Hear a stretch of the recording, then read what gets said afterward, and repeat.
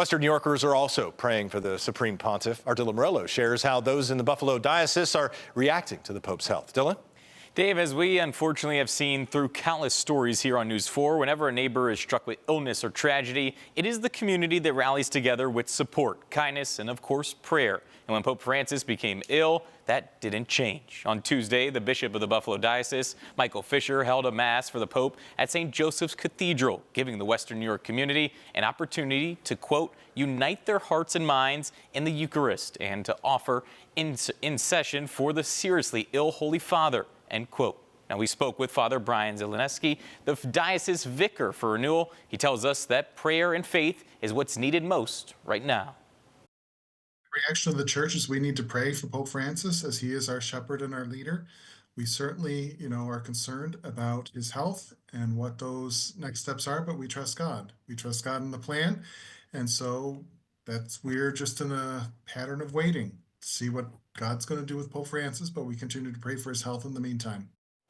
News 4 also spoke with Mike DeHary and Patrick Gorman, parishioners who have been vocal in the fight to keep churches open during the Buffalo Diocese Road to Renewal. Now, Gorman says Pope Francis should be commended for sailing the church through tough times. DeHary tells us that upon hearing the news, he and his wife prayed the rosary for the Pope.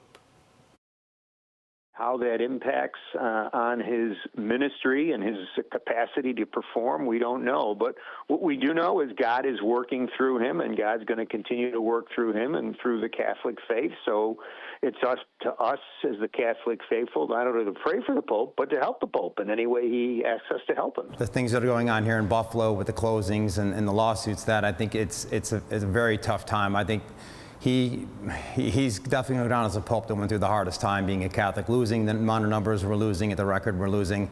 And so I think for him, he might be the most challenged pope that probably ever stepped foot.